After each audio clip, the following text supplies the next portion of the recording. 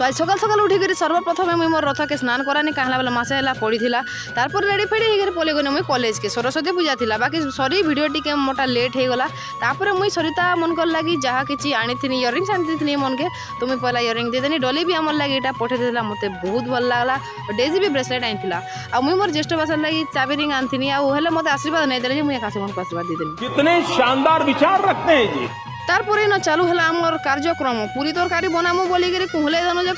যে ভগবান কাহলা ঋষি লে অগ্নি দেবতা যে নেই চললে তারপরে ভাই মানে কটা পয়সা কলে ন ডিজে বালা বাবু বি